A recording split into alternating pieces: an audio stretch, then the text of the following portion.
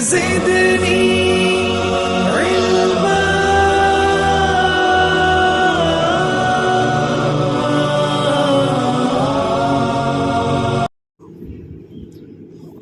صلی وسلم علی حبیبنا المجتبی وعلی آلہ وصحبہ نجوم الہدی وقادۃ التقی. اما بعد فاعوذ باللہ من الشیطان الرجیم. بسم اللہ الرحمن الرحیم. یا ایہا الذین آمنوا اذکروا اللہ ذکرا کثیرا وسبحوہ بکرۃ واصیلا.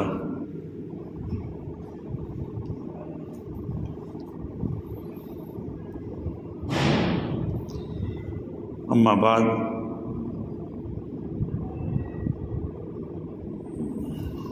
میں نے آپ کے سامنے ایک آیت کریمہ تلاوت کی جس میں حق تعالی شانہ حکم کرتے ہیں کہ اللہ کو بکثرت یاد کرو، بکثرت اللہ کا ذکر کرو. اللہ تعالیٰ کا ذکر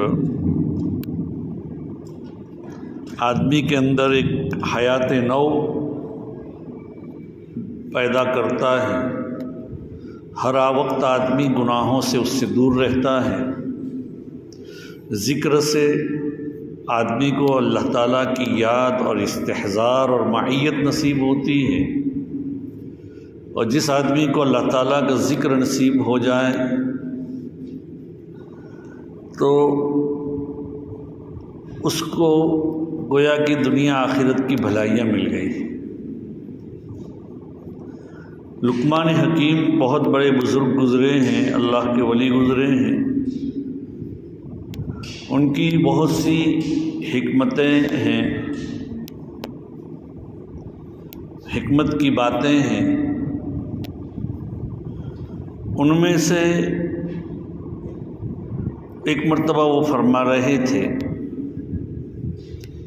کہ میں نے 4000 پیغمبروں کی صحبت اختیار کی.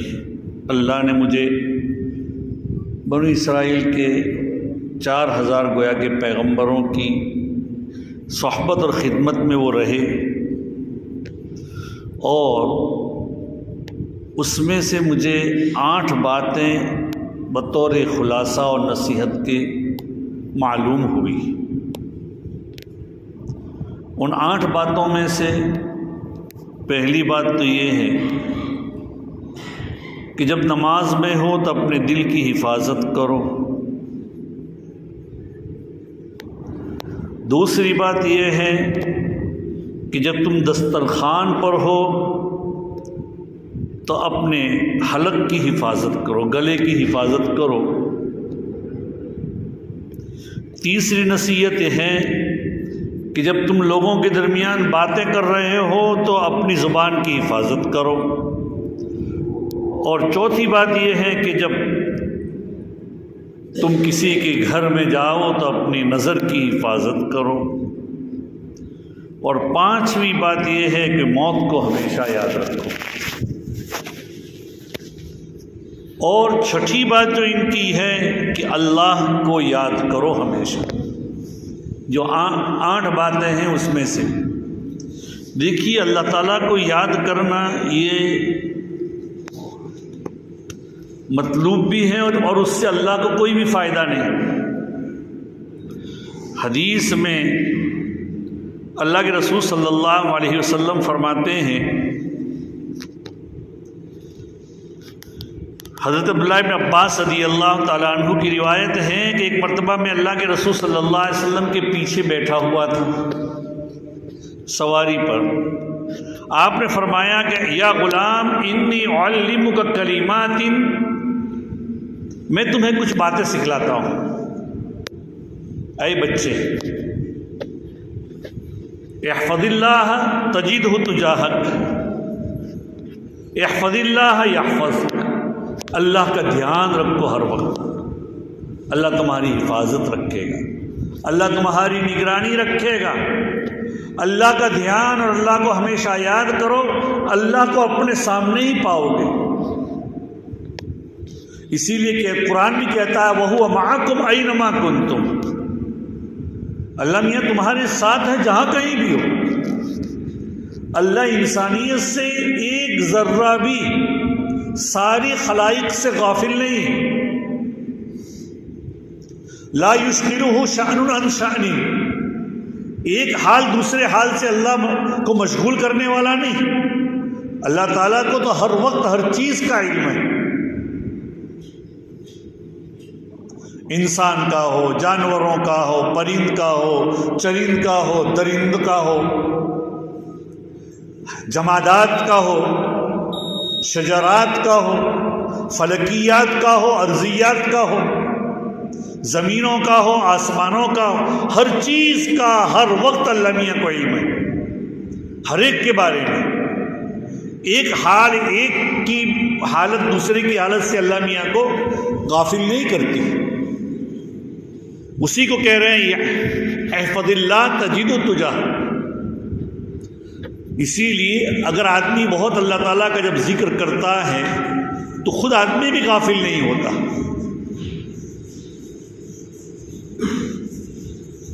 حضرت عبداللہ ابن عمر رضی اللہ تعالیٰ عنہما کا واقعہ ہے کہ ایک مرتبہ وہ گئے جنگلوں میں، بیابان میں سفر میں جا رہے تھے، تو ایک جگہ کے اوپر ایک چرواہا ملا. وہاں کھانے بیٹھے کہ ارے غلام آ جائیے ہمارے ساتھ کھانا کھا لیجیے. تو اس نوجوان نے کہا کہ حضرت میں روزے سے ہوں. تعجب میں پڑ گئے بیابان میں. دیکھیے روزہ ایک ایسی عبادت ہے کہ جس کا علم اللہ میاں کے علاوہ کسی کو بھی نہیں. اس لیے کہ اس میں کھانے پینے سے اور بیوی کے قرب سے اپنے آپ کو روکنا ہے. تو اس کا علم تو کسی کو بھی نہیں ہو سکتا. کھانا پینا آدمی چپکے سے کھا لے. ابھی جنگلوں بیابان میں روزہ رکھ رہا کتنا متقی ہے. روزے کا فائدہ ہی تقویٰ ہے. کتب علیکم الصیام کما کتب علی الذین من قبلکم لعلکم تتقون. اسی لیے اللہ تعالیٰ فرماتے ہیں الصوم لی وانا اجزی بہ، کہ روزہ تو میرے لیے ہے، میں ہی اس کا بدلہ دیتا ہوں. دوسری عبادتوں کا بدلہ بھی اللہ تعالیٰ ہی دیتے ہیں، لیکن روزوں کو مخصوص طور پر، جیسے کہ ایک حاکم ہو اور اس کے کارکنان ہو تو اس کی تنخواہ یا وغیرہ اس کے ماتحت کا جو عملہ ہے وہ دیتا ہے. لیکن کسی کا کوئی امتیازی کام ہوتا ہے تو حاکم اسے بلا کر ایوارڈ دیتا ہے، اس کو حاکم بلا کر کیا اس کا بدلہ دیتا ہے. تو اللہ تعالیٰ فرماتے ہیں الصوم لی وانا اجزی بہ، روزہ میرے لیے ہے اور میں اس کا بدلہ دوں گا. آئندہ رمضان کا مہینہ آ رہا ہے، اللہ تعالیٰ ہمیں اس کی قدر کرنے کی توفیق نصیب فرمائے. رمضان کی ایک ایک گھڑی کی قدر کریں. انشاءاللہ اس سلسلے میں آئندہ ہفتے بات ہوگی. تو بہرحال اس نوجوان نے کہا میں تو روزے سے ہوں. حضرت عبداللہ ابن عمر نے کھا پی لیا. تعجب کرنے لگے اس جنگل و بیابان میں ایک نوجوان چرواہا، اور عام مثلا جو چرواہے ہوتے ہیں تو وہ یا تو ان کو اتنا علم نہیں ہوتا یا ان پڑھ ہوتے ہیں. تو ایسا آدمی اللہ سے ڈر رہا ہے. تھوڑی دیر کے بعد ادھر ادھر کی باتیں ہوئی. پھر اس نوجوان کو بلایا چرواہے کو کہ ادھر آؤ، تمہاری بکریوں کے ریوڑ میں سے ایک بکری دے دو تاکہ وہ افطاری کا وقت بھی ہو رہا ہے تو ہم لوگ بھی کھانا پکائیں اور تم بھی اپنی افطاری کر لینا ہمارے ساتھ. تو اس نوجوان نے کہا کہ یہ تو میں تو چرواہا ہوں، میں تو اس کا مالک نہیں ہوں. ارے تو اتنی بکریوں میں سے ایک آدھ بکری بیچ دیں تو کیا ہونے والا ہے؟ تیرے مالک کو کیا پتا چلے گا؟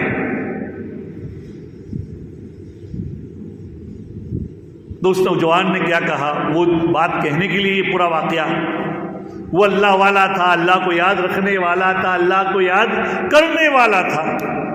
تو اس نے کہہ دیا اگر میں مالک نہیں ہوں تو میرے مالک کو معلوم نہیں، لیکن اللہ میاں کو تو معلوم ہے. اللہ میاں کو تو معلوم ہے. بعض واقعے میں یہ بھی لکھا ہوا ہے کہ ارے تو مالک پوچھے تو کہہ دینا بھیڑیا آیا تھا کھا گیا. تو کہا کہ اگر مالک کو معلوم نہیں ہوگا تو اللہ میاں کو تو معلوم ہو جائے گا. تو بہرحال آدمی جب اللہ تعالیٰ کو یاد کرتا ہے تو اللہ اس وقت ہر وقت اس کا استحضار رہتا ہے. وہ ایک لڑکی کا واقعہ حضرت عمر رضی اللہ تعالیٰ عنہ کے زمانے کا آپ لوگوں کو یاد ہی ہوگا کہ ماں نے حضرت عمر رضی اللہ تعالیٰ عنہ رات کو گشت لگا رہے تھے، چکر لگا رہے تھے. صبح سویرہ کا وقت ہوگا یا جو بھی وقت ہو، دودھ اپنی بکریوں کا نکالا. اماں نے پوچھا کہ کتنا دودھ ہے؟ کہا کہ اتنا دودھ ہے. کہا کہ جو ہمارے خریدار ہیں ان کو یہ تو ناکافی ہے، ان کو پورا یہ پہنچے گا نہیں، تم اس دودھ میں تھوڑا پانی ملا دو. اماں جان عمر نے نہ کہا ہے. حضرت عمر باہر کھڑے ہیں، حضرت عمر نے نہ کہا ہے کہ دودھ میں پانی نہ ملاؤ. ارے اس وقت عمر کہاں دیکھنے آئیں گے، تم ملا دو پانی. تو اس لڑکی نے جو جواب دیا تھا وہ لڑکی کا جواب یہ تھا، اگر عمر نہیں دیکھتا رب عمر تو دیکھتا ہے، عمر کا رب تو دیکھ رہا ہے، میں کیسے پانی ملا سکتی ہوں اس میں. حضرت عمر چلے گئے، کچھ کہا نہیں.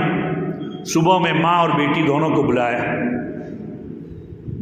اور ماں کو جو تنبیہ کی تھوڑی بہت اور اس بیٹی کا حوصلہ افزائی کی اور اس بیٹی کو اپنی ماں سے مانگا کہ اس کو میرے بیٹے کے ساتھ اس کا بیاہ کر دو اور اپنی بہو بنائی. بعد میں وہی بیٹی حضرت عمر ابن عبدالعزیز جن کو خلیفہ ثانی کہا جاتا ہے اس کی نانی بنی.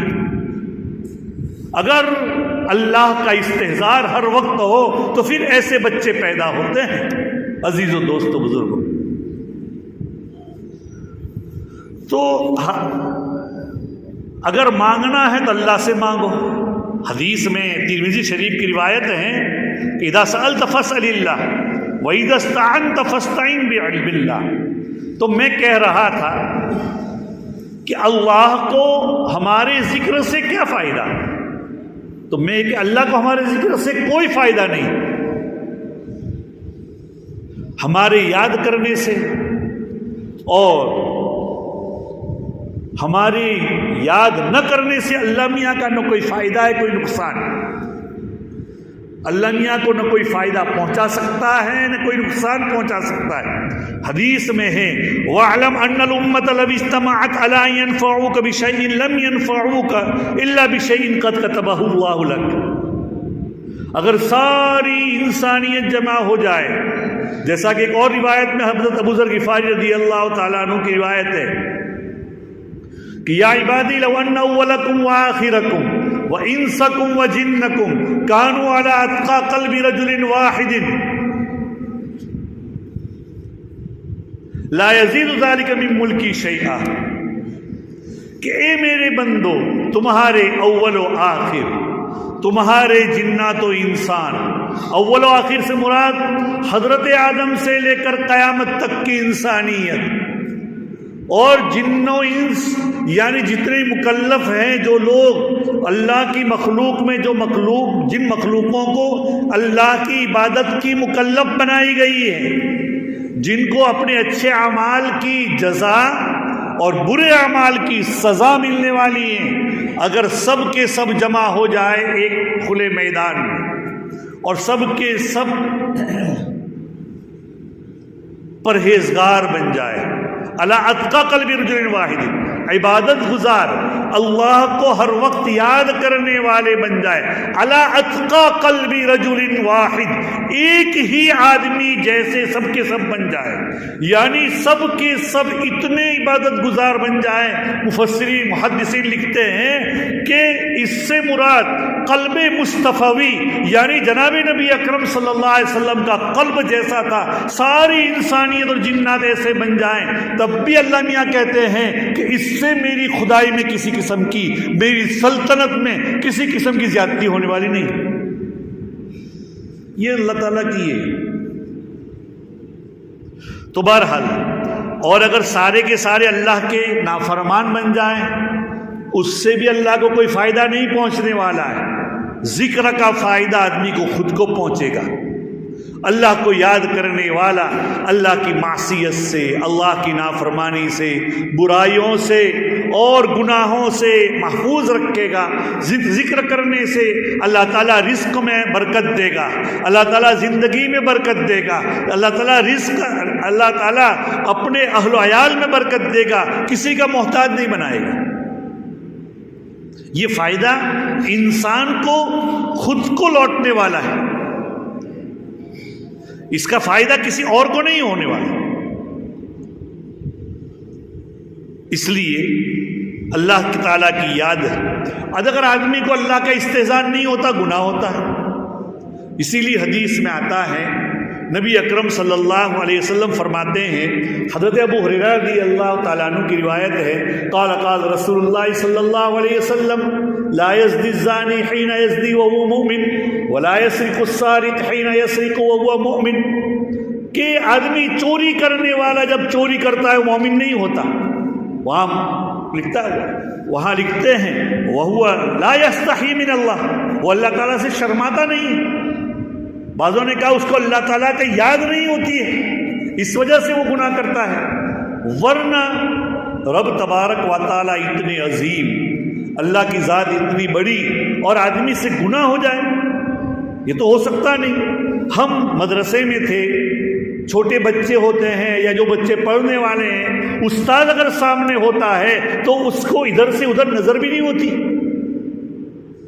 اللہ میاں تو ہر وقت ہر آن میں تنہائی میں جہاں کہیں ہو اللہ میاں ہمارا علم رکھنے والا ہے، لیکن ہمیں استحضار نہیں ہے، اس لیے ہم سے گناہ ہو سکتا ہے۔ تو یہ استحضار نصیب ہوگا اللہ کی بکثرت یاد سے۔ اس تو قرآن پاک اللہ تعالیٰ کہتا ہے یا ایھا الذین آمنوا اذکروا اللہ ذکرا کثیرا وسبحوہ بکرۃ واصیلا، اللہ تعالیٰ کو یاد کرو صبح و شام۔ ایک حدیث میں ہے کہ اللہ کے رسول صلی اللہ علیہ وسلم فرماتے ہیں، بخاری شریف کی روایت ہے کہ فرشتوں، اللہ تعالیٰ کے کچھ فرشتے ایسے ہوتے ہیں جو فرشتے ادھر ادھر گھومتے ہیں اور وہ گھومنے کے ساتھ دیکھتے ہیں کہ کوئی اللہ تعالیٰ کی یاد کرنے والا ہے کہ نہیں۔ جو اللہ تعالیٰ کی یاد کرنے والے ہوتے ہیں اس مجلس میں وہ جا کر بیٹھ جاتے ہیں۔ حدیث میں آتا ہے، بخاری شریف میں ہے، ان للہ ملائکۃ سیاحین یا ان للہ ملائکۃ یطوفون فی الطرق، وہ تلاشتے ہیں کہ ذکر کرنے والے کون ہیں۔ جب کہیں ذکر کرنے والے لوگ بیٹھے ہوئے ہوتے ہیں جو اللہ کی یاد کرتے ہیں، اللہ کی یاد چاہے پند و نصیحت کی شکل میں یا اللہ اللہ اور ذکر و اذکار کی شکل میں، ہمارے بزرگان دین نے صبح شام کے اذکار بتلائے ہیں، وہ بھی کرتے رہیں۔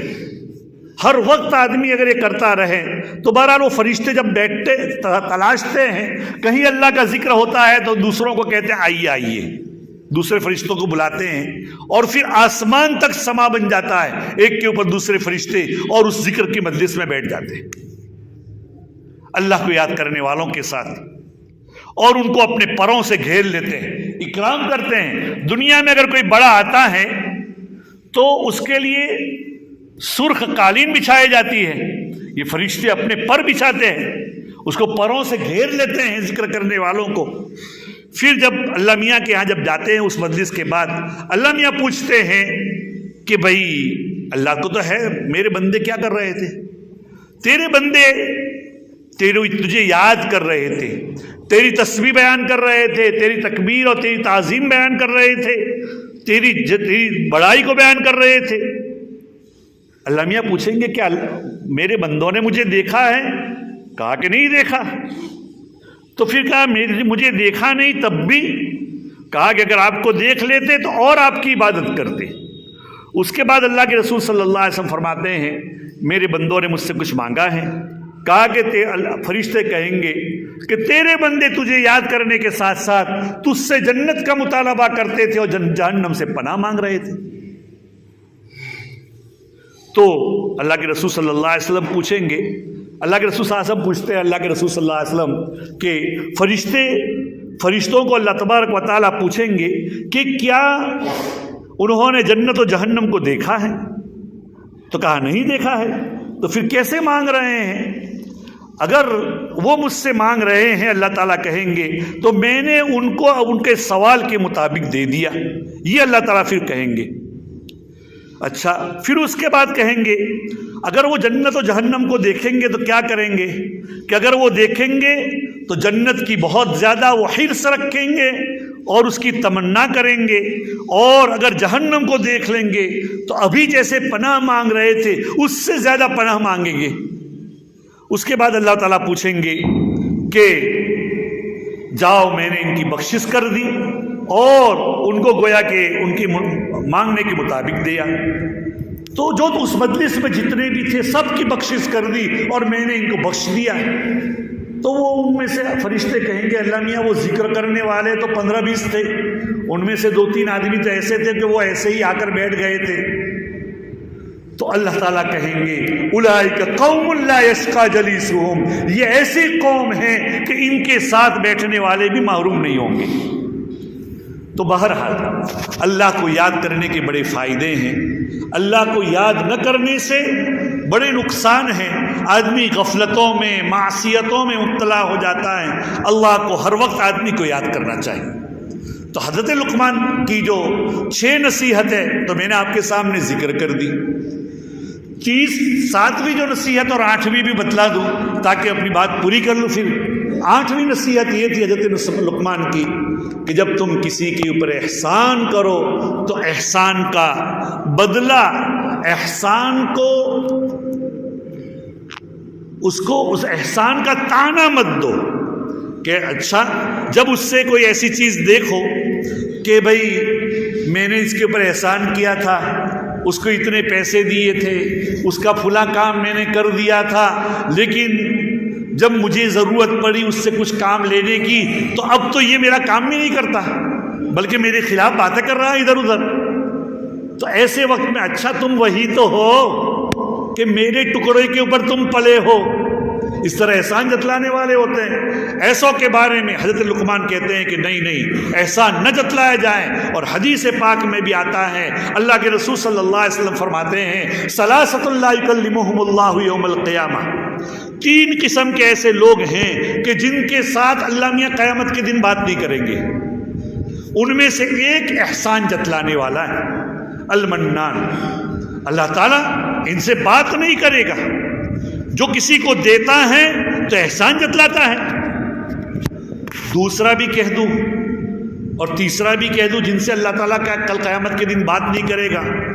دوسرا یہ کہ تجارت کرتا ہے، سامان بیچتا یا فروخت کرتا ہے، جیسے مثلا یہ موبائل مجھے بیچنا ہے تو میں یا کوئی بھی آدمی کسی کو کچھ بیچنا ہے، خریدنا ہے، تو بیچنے والا کہتا ہے کہ اگر تم تو 50 روپے میں مانگ رہے ہو، خدا کی قسم 60 روپے میں خریدی ہے، حالانکہ وہ 60 میں نہیں 40 میں خریدی ہوتی ہے۔ تو اپنی تجارت کو جھوٹی قسم کے ذریعے چلانے والا، اس میں برکت بھی نہیں ہوتی۔